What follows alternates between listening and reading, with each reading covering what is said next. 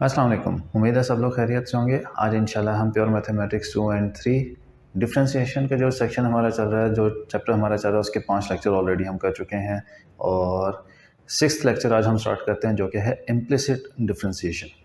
Implicit differentiation का मतलब क्या है कि वो इक्वेशंस जो कि इम्प्लिसिट होती हैं, एक होती हैं एक्सप्लिसिट, बिल्कुल क्लियर, ओपन, खुली हुई। नॉर्मली जो हमारे पास इक्वेशंस होती हैं ना, y equals x plus 1, y equals 2x, y equals X square, y equals, नीचे लिखते हैं, y equals X cube plus X square, मतलब वो तमाम इक्वेशंस जिसके अंदर सिर्फ एक y होता है, ये सारी इक्वेशंस होती हैं आपके पास एक्सप्लिसिट इक्वेशंस। इनको हम कहते हैं एक्सप्लिसिट। ठीक, इनको एक्सप्लिसिट क्यों कहते हैं? क्योंकि बिल्कुल क्लियर, ओपन सामने बिल्कुल साफ शफाफ इक्वेशंस होती हैं कि इक्वेशन होती है y की फॉर्म में, x की फॉर्म के अंदर पूरा वो फंक्शन चल रहा होता है और इक्वल्स टू y के हिसाब से वो इक्वेशन हमारे पास लिखी आती है। हमने आज तक हमेशा जितनी भी इक्वेशंस देखी हैं उन सब के अंदर y एक ही होता है ना। अब इम्प्लिसिट में क्या होता है? फॉर एग्जाम्पल आपके पास आ जाए Y square equals X cube,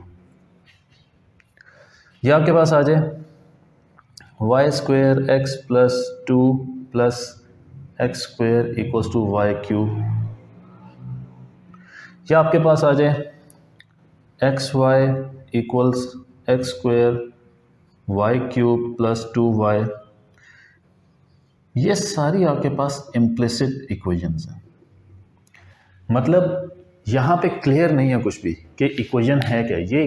अब Y square equals to X cube, ये हमारे पास इक्वेशन कोई प्रॉपर इक्वेशन नहीं है। वाई स्क्वायर की फॉर्म में इक्वेशन नहीं होती, हमेशा वाई सब्जेक्ट बना होता है, वाई अलग से होता है विद पावर 1। नीचे देख लें तो 4-5 वाईज आ रहे हैं, एक जगह वाई स्क्वायर है, एक जगह वाई क्यूब है, उससे नीचे देख लें सिर्फ वाई है, वाई क्यूब है, फिर वाई आ जाता है। तो यहाँ पे समझ नहीं लग रही भाई इक्वेशन बनती किस फॉर्म में है। तो ये जो इक्वेशंस होती हैं इनको हम कहते हैं इम्प्लिसिट इक्वेशंस। अब हमने डिफरेंशिएशन सीखनी है इम्प्लिसिट इक्वेशंस की। उसके लिए कोई भी एक एक्सप्लिसिट इक्वेशन जो है उसके हम एग्जांपल लेते हैं, y equals to X square, एक सिंपल इक्वेशन। जब हम इसको डिफरेंशिएट करते हैं तो एक्स स्क्वायर की जगह हम लिख देते हैं 2x, पावर मल्टीप्लाई हुई कोफिशिएंट के साथ, पावर ख़त्म हो माइनस हो जाती है 1। होता y के साथ भी ये है, देखिए y में की पावर है अभी 1, y की पावर में से जब 1 माइनस हुआ तो y की पावर क्या होगी? 1 माइनस 1, y की पावर क्या हो जाती है? 0। तो एनीथिंग टू पावर 0 क्या होता है? एनीथिंग टू पावर 0 1 होता है ना। तो y की जगह हम क्या लिखते हैं? y की जगह हम लिख देते हैं होते हैं dy बाई dx, और जो भी x होता है, जैसे यहाँ पे एक्स स्क्वायर था तो वहाँ पे हमने 2x लिख दिया। अब जब भी हम y को डिफरेंशिएट करते हैं तो y की जगह हम क्या लिखते हैं? dy by dx। लेकिन वो कौन सा y होता है? जहाँ पर y की पावर सिर्फ 1 होती है। अब अगर y भी 2 हो जाए, फॉर एग्जाम्पल हमारे पास y आ जाए वाई स्क्वायर को जब हम डिफरेंशिएट करेंगे ना, वाई स्क्वायर को हम ऐसे डिफरेंशिएट करेंगे भाई, y की पावर एक तो हमारे पास dy बाई dx आ गया मल्टीप्लाई। अब y की पावर क्या थी यहाँ पे? 2, y की पावर 2 में से 1 माइनस हुआ तो y की पावर हमारे पास रह गई 1। 2 वाईज थे, एक y एज इट इज़ रह गया और एक y की जगह क्या आ गया? dy बाई dx, क्योंकि dy by dx y to power 1 का बनता है। ठीक है, तो यहाँ पर हमारे पास क्या आ गया? Simple y। तो आसान करता हूँ आप लोगों के लिए चीज़ें, और कि जब भी आपके पास y की कोई पावर आ जाए, for example y to power 4, इसको जब आपने डिफरेंशिएट करना है तो डिफरेंशिएट करके आप लिखेंगे y cube dy by dx, कि y की एक पावर कम कर दी और वो जो एक पावर थी वो y कहाँ गया? वो dy बाई dx में कन्वर्ट हो गया, और ये आपस में मल्टीप्लाई हो रहे होते हैं। डॉट लगा दिया मैंने, जिसका मतलब मल्टीप्लाई हो रहे हैं। इसी तरह y टू पावर 10 अगर आ जाए तो इसको डिफ्रेंशिएट करेंगे, क्या आंसर आएगा? y to power 9 into D Y by D X. ठीक, अच्छा अब इसको सॉल्व कैसे करेंगे? अब हमारे पास जो इक्वेशंस हैं, बल्कि अभी हम कुछ प्रैक्टिस करते हैं क्वेश्चंस की, जिसमें मैंने कुछ क्वेश्चंस निकाले हुए थे। फॉर एग्जांपल हमारे पास आ गया x square plus 2y square, x square plus 2y square, इसको डिफ्रेंशिएट करना है। डिफ्रेंशिएट किया, एक्स स्क्वायर का आंसर आ गया 2x प्लस, अब इसके बाद हमारे पास यहाँ पर क्या आंसर आ रहा है? एक चीज़ और, हम पावर भी तो मल्टीप्लाई करते हैं ना, जब जिस तरह हम x की पावर मल्टीप्लाई भी करते थे, इसी तरह हम y की पावर भी मल्टीप्लाई करते हैं। कि जिस तरह एक्स स्क्वायर है, जब हमने एक्स स्क्वायर को डिफ्रेंशिएट किया तो हमारे पास पावर यहाँ पर आ गई 2 बन गया, तो यहाँ पर पावर यहाँ पर भी मल्टीप्लाई होगी। सॉरी मैं ये पॉइंट मिस कर गया। यहाँ पर जब 4 कोफिशिएंट से मल्टीप्लाई हुआ तो आंसर बना हमारे पास 4y³ और एक y की जगह dy बाई डी एक्स आ गया। यहाँ पे आंसर y टू पावर 10, यहाँ पे आंसर हमारे पास बना 10y to power 9 into D Y by D X. ठीक है, हमने कोफिशिएंट के साथ पावर को मल्टीप्लाई करना है, y के कोफिशिएंट के साथ भी पावर को मल्टीप्लाई करना है। अब 2 मल्टीप्लाई बाई 1 2, पावर 1 माइनस हो गई, 2 मल्टीप्लाई बाई 2, पावर को कोफिशिएंट से मल्टीप्लाई किया 4y into D Y by D X. अब यहीं पर अगर आगे हमारे पास एक और वो आ जाए, फॉर एग्जांपल ये 2 plus sine Y, 2 plus sine Y, 2 को डिफ्रेंशिएट किया, ख़त्म, 0 कांस्टेंट है। साइन को जब हम डिफ्रेंशिएट करते हैं तो हमारे पास आंसर क्या आता है? कॉस। साइन को जब हमने डिफ्रेंशिएट किया तो आंसर आ गया हमारे पास कॉस। अब हमने क्या करना होता है? पहले एंगल को डिफ्रेंशिएट करते हैं, एंगल को डिफ्रेंशिएट किया y को डिफ्रेंशिएट किया, आंसर आया D Y by D X. Angle को डिफ्रेंशिएट करके हम कोफिशिएंट से मल्टीप्लाई करते थे, वो पिछले लेक्चर के अंदर हमने किया ना, तो हमारे पास यहाँ पर D Y by D X आ गया और एंगल एज इट इज़। तो 2 प्लस साइन वाई को जब हम डिफ्रेंशिएट करेंगे तो हमारे पास आंसर आएगा D Y by D X cos Y, angle as it is. अगर हमारे पास आ जाए डिफ्रेंशिएट करना है एक्स स्क्वायर y³, अब एक्स स्क्वायर और y³ क्या है? आपस में हो रहे हैं मल्टीप्लाई। जब ये मल्टीप्लाई हो रहे होंगे तो फिर हम क्या करते हैं? हम प्रोडक्ट रूल लगाते हैं। तो प्रोडक्ट रूल क्या था? प्रोडक्ट रूल हमें ये बताता है ना कि first as it is X square as it is multiply by derivative of the second, derivative of the second. तो सेकंड क्या है? y³ y³ को डिफ्रेंशिएट किया तो 3y square into D Y by D x plus second as it is y³ as it is into X square का derivative of the first. तो ये यहाँ पे हमारे पास बन जाता है 3x square y square D Y by D x plus 2xy³, derivative आ गया। ये अभी मैं सिर्फ आप लोगों को बता रहा हूँ कि हम डिफ्रेंशिएट कैसे करेंगे मुख्तलिफ चीज़ों को सामने रखते हुए। यहीं भी अगर हमारे पास डेरिवेटिव के अंदर ये चीज़ आ जाए कि हमने डिवाइड हो रहे हैं, for example y³ divided by x square, तो अब हम कौन सा रूल यूज़ करेंगे? अब हम यूज़ करेंगे यहाँ पर कोशेंट रूल। मैं कोशेंट रूल सॉल्व नहीं कर रहा दोबारा, आप लोगों को ऑलरेडी कोशेंट रूल आता है, ठीक है। आई होप कि आप कोशेंट रूल को यूज़ करके कर लेंगे। वहीं पे हमारे पास e टू पावर y आ जाए तो हम क्या करते हैं? इसका डेरिवेटिव लिया, एक्सपोनेंशियल की जो पावर होती है उसका डेरिवेटिव लिया, तो y का डेरिवेटिव क्या होता है, सिंपल y का derivative dy by D x, उसको मल्टीप्लाई कर दिया किसके साथ, कोएफिशिएंट के साथ। तो जब हम इसको डेरिवेटिव लेंगे तो dy by D X E to power y, right. तो ये हमारे पास मुख्तलिफ में चीज़ें सॉल्व किया जा रहा था कि किस तरह जहाँ जहाँ पर y आएगा वहाँ पर हम क्या करते हैं, y की जगह dy बाई डी एक्स लिखते हैं और बाकी रिमेनिंग y को एज इट इज़ जिस तरह हम x को डिफ्रेंशिएट करते हैं। यहाँ पर y स्क्वायर था तो 2y बन गया और एक y की जगह dy by D X, y to power 4 था, 4y क्यूब, अगर हम इसको x होता तो हम 4x क्यूब लिखते, y टू पावर 4 है 4y cube into D Y by D X, Y to power 10 है 10y to power 9 into D Y by D X. अब हम देखते हैं कि अब हमारे पास जब इक्वेशन आएगी तो हम इक्वेशन में कैसे सॉल्व करेंगे इसको। तो इक्वेशन के लिए मैंने 2 क्वेश्चंस निकाल के रखे हुए हैं, तो वो इंशाल्लाह मैं आपको सॉल्व उसमें करवा देता हूँ। थोड़ा सा बोर्ड साफ़ कर लूँ, यहाँ से सही बोर्ड साफ़ हुआ नहीं, ठीक हो गया। अच्छा, अब हमारे पास, मैं बस क्वेश्चन देख रहा हूँ।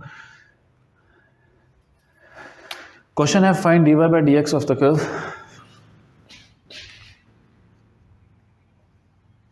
Find dy by D X of the curve है हमारे पास X cube plus Y cube equals 4xy, x cube plus Y cube equals 4xy, hence find the gradient of the curve at point 2 2, वो है। और फिर उसके बाद find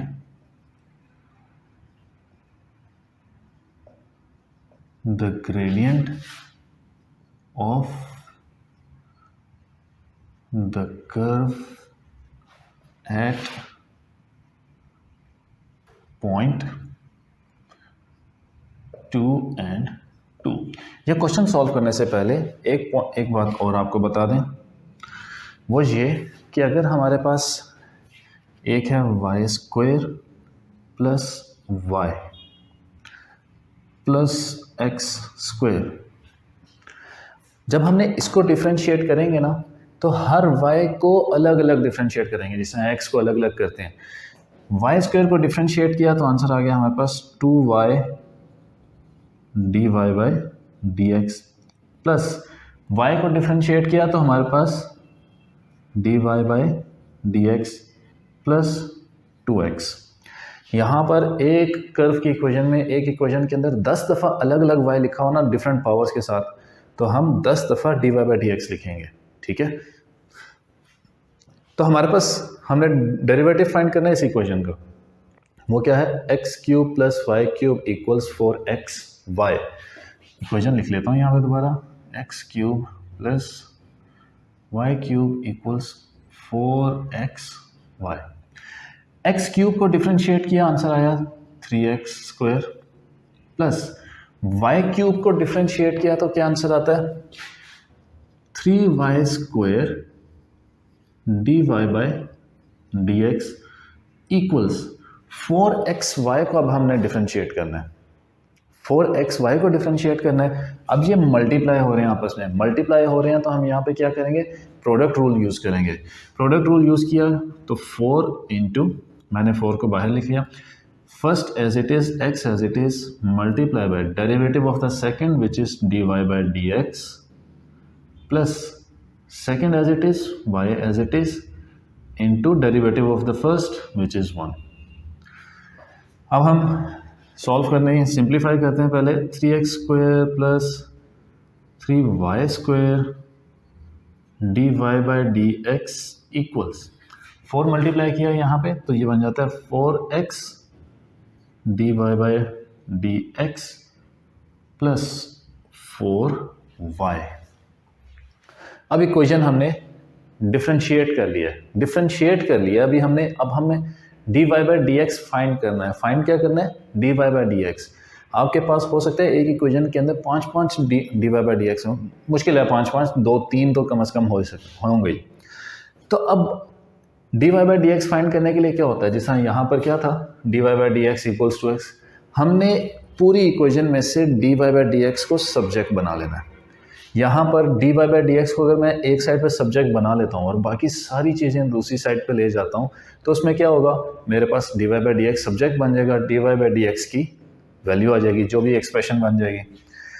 तो सारी D Y by D x वाली टर्म्स को एक साइड पे ले आते हैं, दूसरी टर्म्स को दूसरी साइड पे ले जाते हैं। तो यहाँ पर है 3y square D Y by D x minus 4x d Y by D x equals 4y minus 3x square. अब सारी D Y by D x वाली टर्म्स एक साइड पर आ गई। यहाँ से मैं d Y by D x को क्या करूँगा, कॉमन ले लूँगा। तो मैंने d Y by D x common ले लिया into 3y square minus 4x equals 4y minus 3x square. अब 3y स्क्वायर माइनस 4x को ले जाके उधर डिवाइड कर दें, तो हमारे पास D Y by D X की वैल्यू निकल आती है, D Y by D x equals 4y minus 3x square divided by 3y square minus 4x। अगर आप सिंप्लीफाई करके लिखना भी चाहें तो वहाँ से टॉप से 4 माइनस एक्स कॉमन ले लें, नीचे से y माइनस एक्स कॉमन ले लें, यहाँ पे भी y माइनस एक्स कॉमन ले सकते हैं, तो सिंप्लीफाई हो सकता है। लेकिन अब सिंप्लीफाई चलो हम सिंप्लीफाई भी कर लेते हैं। अगर मैं सिंप्लीफाई करके लिखूं, ताकि आप अगर वो कोई भी चीज़ शो करने के लिए कह रहे हो तो आपको याद हो। यहाँ से मैंने टॉप से मैंने y माइनस एक्स कॉमन ले लिया, नहीं y माइनस एक्स तो कॉमन नहीं अभी लेता, छोड़ो मिस करें अभी। अब हमने D Y by D X आ गया हमारे पास, हमने क्या करना है, find the gradient of the curve at point 2 2। Value put करनी है 2 और 2 की। x हमारे पास है, y हमारे पास है, इस इक्वेशन के अंदर पुट करेंगे और पुट करने के बाद हमारे पास आंसर आ जाएगा किसका, d Y by D x का। तो d Y by D x equals y की जगह y का coordinate which is 2 minus 3 into x की जगह x का coordinate which is 2 divided by 3 into 2 का स्क्वायर माइनस 4 इंटू 2। तो हमारे पास क्या आंसर आता है, D Y by D x equals 4 2 8, 2 का स्क्वायर होता है 4, 4 मल्टीप्लाई बाय 3 12 डिवाइडेड बाय 2 का स्क्वायर होता है 4, 4 मल्टीप्लाई बाय 3 12 माइनस 8। तो हमारे पास डेरिवेटिव इसका आ जाता है minus 4 over 4 which is minus 1। तो d Y by D x क्या आ गया हमारे पास, ग्रेडियंट फाइंड करना था ना उस पॉइंट के ऊपर, तो वो ग्रेडियंट की वैल्यू हमारे पास क्या आई, माइनस 1। क्या किया हमने y के हिसाब से डिफ्रेंशिएट करते गए और फिर d Y by D x को क्या करना है, कॉमन ले लेना है, उसको सब्जेक्ट बना लेना है। अगर 2 से 3 d Y by D x बनने हैं तो आप सारी टर्म्स को एक साइड पे ले जाएं, एक साइड पे ले जाके वहाँ से d Y by D x को क्या करें, सब्जेक्ट बना लें। जब सब्जेक्ट बना लेंगे तो बाकी सारी वैल्यूज़ इक्वेशन की दूसरी साइड पे ले जाएं। आपके पास x और y दोनों कोऑर्डिनेट्स होंगे, आप x और y दोनों पुट करेंगे, आपके पास ग्रेडियंट आ जाएगा। एक क्वेश्चन और करते हैं।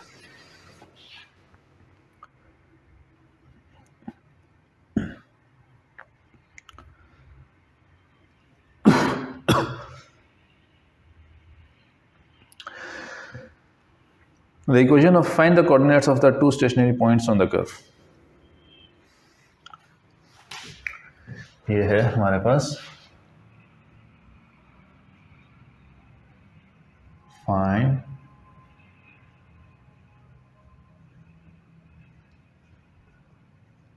coordinates of the two stationary points on the curve, और कर्व की इक्वेशन है हमारे पास यहाँ पर 3x² + 2xy + y², 3x² + 2xy + y² = 6। Curve की इक्वेशन है हमारे पास 3x² + 2xy + y² = 6, और हमने फाइंड क्या करना है, find the coordinates of the two stationary points on the curve. पहले बता दिया कि भाई इस कर्व के दो स्टेशनरी पॉइंट्स बन रहे हैं। अब आप देख के ये कहें सर ये तो क्वाड्रेटिक इक्वेशन है, उसका तो एक ही स्टेशनरी पॉइंट होता है। नहीं, हम जब इम्प्लिसिट इक्वेशन होती है ना, उसको हम नहीं कुछ भी कह सकते उसके बारे में। हो सकता है y की फॉर्म में यहाँ पर जो y लिखा हुआ है इसकी जगह y की जो इक्वेशन है वो क्वाड्रेटिक हो जाए, वो क्यूबिक हो जाए, कुछ भी हो सकता है। इसीलिए तो हम इसको इम्प्लिसिट इक्वेशन कहते हैं कि हम इसके बारे में कुछ भी कह नहीं सकते। तो जब हमारे पास स्टेशनरी पॉइंट होता है तो वहाँ पे ग्रेडियंट क्या होता है, ज़ीरो। ग्रेडियंट ज़ीरो होने का मतलब क्या है, दैट dy/dx इज़ ज़ीरो, है ना। अब हम यहाँ पर इक्वेशन को डिफरेंशिएट करना शुरू करते हैं, dy/dx की तरफ लेकर आते हैं। 3x² को डिफरेंशिएट किया, हमारे पास आंसर आया 6x + 2xy। अब इनको हमें क्या करना है, डिफरेंशिएट करना है, लेकिन मल्टीप्लाई हो रहे हैं। तो जब मल्टीप्लाई हो रहे होते हैं तो हम डिफरेंशिएट डायरेक्टली नहीं करते। कैसे करते हैं, प्रोडक्ट रूल लगा के। तो 2 × first as it is into derivative of the second which is dy/dx plus second as it is into derivative of the first which is 1 plus y² का डेरिवेटिव 2y dy/dx = 6। सिंप्लीफाई कर लेते हैं equation को। 6x + 2 multiply किया 2x dy/dx plus y plus 2y dy/dx = 6। तो हमें dy/dx पहले लेकर आना है। तो dy/dx में क्या करते होते हैं, हम सारी टर्म्स को दूसरी साइड पे ले जाते हैं और dy/dx वाली टर्म्स को एक साइड पे रखते हैं। तो हमारे पास यहाँ पे बन रहा है 2x dy/dx plus 2y dy/dx = 6 - 6x - y। यहाँ से dy/dx को हम कॉमन ले सकते हैं ना, dy/dx को कॉमन लिया। अब तो मतलब सिर्फ हम वही चीज़ कर रहे हैं, कॉमन लेना, सब्जेक्ट बनाना, वो तो आप लोग ओ लेवल से इस चीज़ की प्रैक्टिस करते आ रहे हैं। तो 2x + 2y = 6 - 6x - y। 2x + 2y को इधर जाके डिवाइड कर दिया। अच्छा, हम उधर जाके डिवाइड भी कर सकते हैं, और यहाँ पर हम 2x + 2y को यहाँ पे डिवाइड किया, dy/dx = 6 - 6x - y over 2x + 2y। अब dy/dx क्या होता है, dy/dx स्टेशनरी पॉइंट्स के ऊपर dy/dx क्या होता है हमारे पास, ज़ीरो। dy/dx स्टेशनरी पॉइंट के ऊपर क्या होता है, ज़ीरो। तो 0 = 6 - 6x - y over 2x + 2y। तो ये जो डिनोमिनेटर है सारा, ये जब इधर लेकर आएंगे दोबारा तो वो 0 से मल्टीप्लाई होकर क्या हो जाएगा, ख़त्म। मैं पहले इसको यहाँ पर ही ख़त्म करने लगा था, फिर मैंने कहा कि हम आप कंफ्यूज ना हो जाएं कि dy/dx को मैं यहाँ पे 0 कर दूँ अगर तो हमारे पास इक्वेशन क्या रहेगी, हमारे पास सिर्फ इक्वेशन रह जाती है 0 = 6 - 6x - y। अब हमारे पास इक्वेशन ये आ गई। अब फाइंड क्या करना है, coordinates of the two stationary points. तो मेरे पास जगह कम हो गई है ये क्वेश्चन को सॉल्व करने के लिए। मैं यहाँ से अगर y को सब्जेक्ट बना लूँ y इक्वल्स 6 माइनस 6x। यहाँ से y की वैल्यू आ रही है मेरे पास in terms of x, 6 minus 6x। ये हम कहाँ पुट कर देंगे? ये हम पुट कर देंगे यहाँ पे, ठीक है, वरना यहाँ से तो अभी हम कोई x की वैल्यू या y की वैल्यू नहीं निकाल सकते ना। तो हम यहाँ इसको यहाँ से कहाँ पुट कर देंगे? यहाँ पर जहाँ जहाँ पर y है वहाँ पे 6 माइनस 6x पुट करते हैं।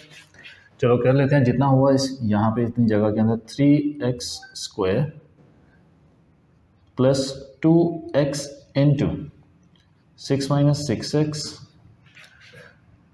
Plus y square 6 minus 6x whole square equals 6।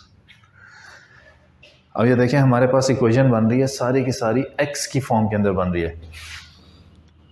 3x square plus 12x minus 12x square plus 36। मैं इसको एक्सपेंड कर रहा हूँ ब्रैकेट को, a plus b whole square, a minus b whole square के हिसाब से। 36 plus 36x square minus 6 36 into 2 72x equals 6। हमारे पास क्वाड्रेटिक इक्वेशन बन रही है। 3x square minus 12x square हमारे पास आता है 9x minus 9x square minus 9x square plus 36x square. इसका क्या आंसर आता है?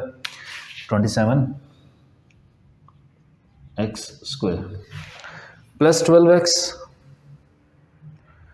और माइनस 72x, ये हमारे पास बन जाता है माइनस 60x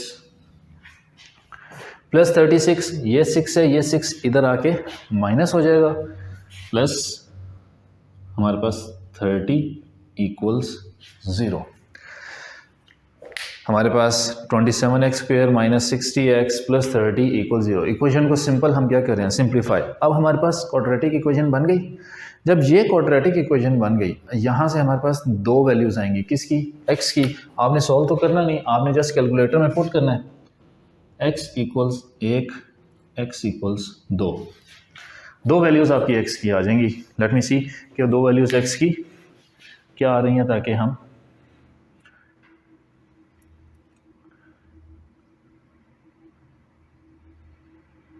सॉल्व कर सकें उनके लिए। ये कैलकुलेटर किधर है भाई? सिंपल कैलकुलेटर, शिफ्ट दबा के मोड दबाया, सॉरी सिंपल सेटअप में गए, इक्वेशन में गए, इक्वेशन में जाके नंबर 3 क्वाड्रेटिक इक्वेशन आई। वैल्यू पहले क्या? 27, दूसरी वैल्यू क्या? माइनस 60, माइनस के साइन को इग्नोर नहीं करना, और तीसरी वैल्यू क्या है? 30। तो हमारे पास आंसर पॉइंट्स में आ रहा है। इसका मतलब है मैंने कोई मिस्टेक की है। ये नहीं हो सकता, ये नहीं, ऐसी बात नहीं है कि हमारा आंसर पॉइंट्स में आ नहीं सकता।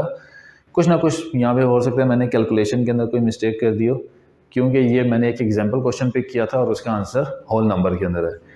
तो आप लोग जब वीडियो देख रहे होंगे तो उसमें देख लीजिएगा कि अगर मैंने कोई मिस्टेक इस तरह की है जो मुझे यहाँ पर बहरहाल कॉन्सेप्ट आप लोगों को समझ उम्मीद है आ गया है। सॉल्व करते करते बीच में कोई कैलकुलेशन एरर मैंने इस क्वेश्चन के अंदर किया है तो वो आप लोग जो वीडियो देखें तो उसके अंदर मुझे मेंशन कर दीजिएगा प्लीज़ कमेंट के अंदर कि मैंने सॉल्व करने में कैलकुलेशन के अंदर कौन सी मिस्टेक यहाँ पर की है, ठीक है।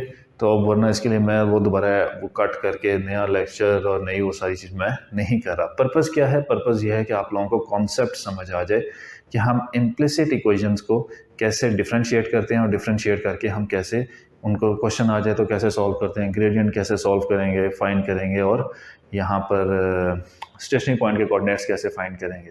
बाकी जब आप बुक खोलेंगे तो आपके पास उसमें मल्टीपल सिनेरियोज हैं, सारे प्रैक्टिस करना शुरू करें। कोई क्वेश्चन नहीं होता, जस्ट कमेंट सेक्शन के अंदर बता दें कि सर ये क्वेश्चन नहीं हुआ, वो मैं सॉल्व कर दूंगा। अब मुझे वो दिमाग मेरा उसी तरफ लगा हुआ है कि मैंने मिस्टेक क्या की है सॉल्व करने में। बहरहाल अप टू यू गाइस, आप लोग यहाँ पे मेरी मिस्टेक पकड़ें और मुझे बताएं कि सर आपने यहाँ पर ये वाली चीज़ और कैलकुलेशन में मिस्टेक कर दी है, यहाँ पे ये गलती कर दी। ठीक हो गया। तो इम्प्लिसिट डिफरेंशिएशन भी हमारा आज टॉपिक कंप्लीट हो गया। अब एक लास्ट छोटा सा टॉपिक है जो कि हमारे पास है parametric parametric differentiation, parametric equations की डिफरेंशिएशन जो है वो इंशाल्लाह हम अगले लेक्चर के अंदर कवर कर लेंगे, तो डिफरेंशिएशन हमारी फिर कंप्लीट हो जाएगी। फिर उसके बाद हमारा एक बड़ा सेक्शन स्टार्ट होगा जो कि है इंटीग्रेशन। इंटीग्रेशन अच्छा खासा लंबा है। डिफरेंशिएशन तो हम 7 लेक्चर्स के अंदर कंप्लीट कर रहे हैं, हो सकता है उसको इंटीग्रेशन को हमारे उससे ज़्यादा लेक्चर्स लग जाए। हो गया भाई, ठीक है, ख्याल रखिए अपना, मिलते हैं फिर इंशाल्लाह अगले लेक्चर में। अल्लाह हाफिज़।